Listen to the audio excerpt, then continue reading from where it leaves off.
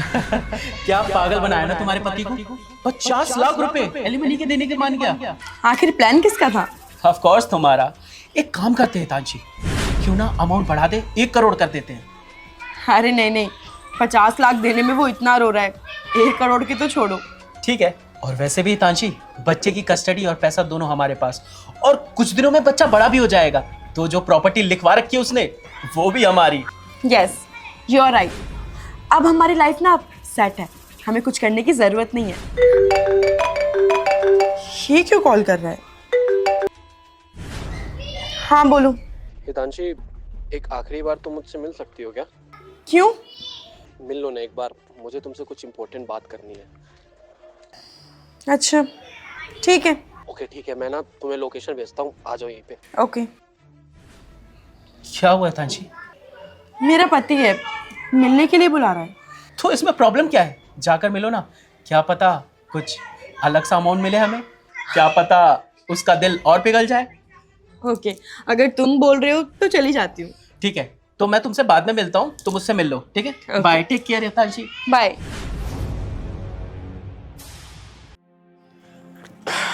बोलो, क्यों बुलाया मुझे यहाँ पे? बैठो, बैठ के बात करते हैं। देखो, मेरे पास इतना फालतू टाइम नहीं है कि तुम्हारे साथ बैठ के बात करूं।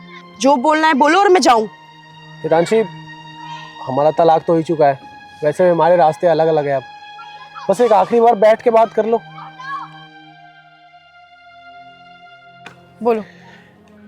हितांशी, वो जो कोर्ट ने मुझे तुम्हें 50 लाख रुपए देने के लिए बोले थे, वो मैंने हमारी बेटी के नाम पे एफडी करवा दी है।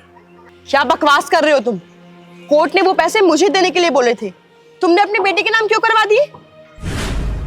मैंने अपनी बेटी के नाम पे इसलिए करवा दी है ताकि मैं नहीं चाहता कि कल को मेरी बेटी रोड पे आए, कल को उसे किसी बात की तकलीफ हो, क्योंकि तुम तो अपने उस आशिक के साथ खुश रह लोगी, मेरी बेटी का क्या? ये क्या बोल रहे हो तुम? अब ना मुझे गुमराह करने की कोशिश मत करो, मुझे अच्छे से पता है कि वो जो लड़का तुम्हारे साथ था, जिसने हमारा तलाक करवाने में तुम्हारी मदद की, वो कोई तुम्हारा दोस्त नहीं बल्कि वो बॉयफ्रेंड है तुम्हारा, और उसके साथ तुम्हारा अफेयर चल रहा है। जब तुम्हें सब कुछ पता था तो तुमने कोर्ट में ये सब बोला क्यों नहीं? चुप क्यों रहे? छोड़ो नहीं तानसी, तुम्हें बस तलाक चाहिए था, वो तुम्हें मिल गया, अब रहना खुश उसके साथ।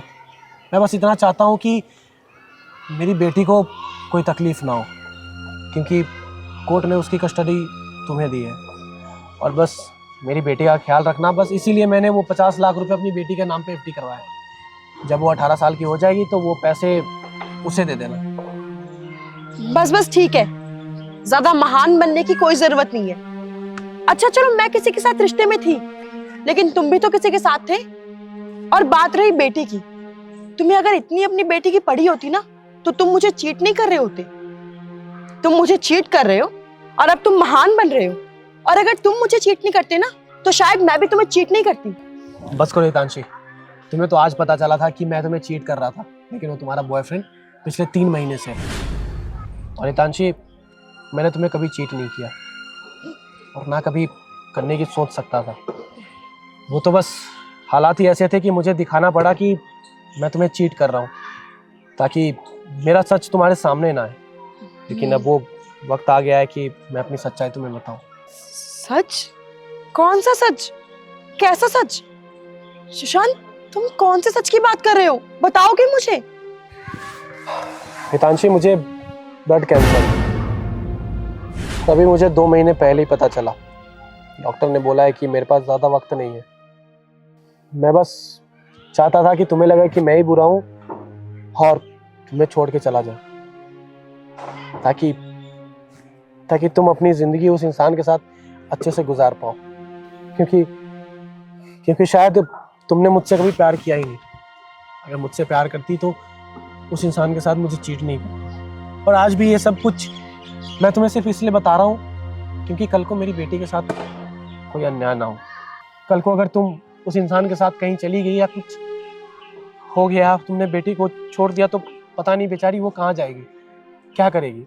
इसीलिए वो 50 लाख रुपए मैंने उसके नाम पे एफडी करवा दिया कि कल को अगर तुमने उसके साथ कुछ गलत किया तो अपनी ज़िंदगी जी पाएगी। और हाँ, तुम चिंता मत करो, जो एलिमनी के पैसे थे 50 लाख रुपए, वो कैसे ना कैसे मैं रिकवर कर दूंगा तुम्हारा। वो नोएडा में जो मेरा फ्लैट है 50 लाख से ज्यादा का होगा, वो मैंने तुम्हारे नाम पे करवा दिया है। कल वकील आएगा, उसके पेपर्स तुम्हें दे देगा और तुम्हें किसी चीज की चिंता करने की जरूरत नहीं है। अपने आशिक के साथ खुश रहो। बस मैं यही चाहता हूँ कि तुम हमेशा खुश रहो और प्लीज मेरे जाने के बाद मेरी बेटी को कोई तकलीफ मत देना। सुशांत, तुम ये क्या बोल रहे हो? तुम्हें ब्लड कैंसर है और तुमने मुझे आज तक कभी बताया भी नहीं। क्या होता उससे? अगर मैं तुम्हें बता भी देता कि मुझे ब्लड कैंसर है, क्या बदल जाता उससे? क्या तुम उस इंसान को छोड़ देती? जो तुम मुझे चीट कर रही थी वो बदल जाता? कभी नहीं बदलता। बस इसलिए मैंने तुम्हें बताना जरूरी नहीं समझा। और अब तो कुछ ही दिन हुए। बस मैं तुमसे गुजारिश करता हूँ कि जब तक मैं हूँ इस दुनिया में, मुझे अपनी बेटी के साथ रहने दो। उसके बाद तुम और तुम्हारा वो बॉयफ्रेंड खुश रहना। बस मेरी बेटी को कोई तकलीफ मत देना। सुशांत, हे भगवान, ये मैंने क्या किया? इनको ब्लड कैंसर है और इन्होंने मुझे आज तक कभी बताया भी नहीं। और मैंने इनके साथ क्या किया? धोखा दिया इनको। मैं क्या करूं?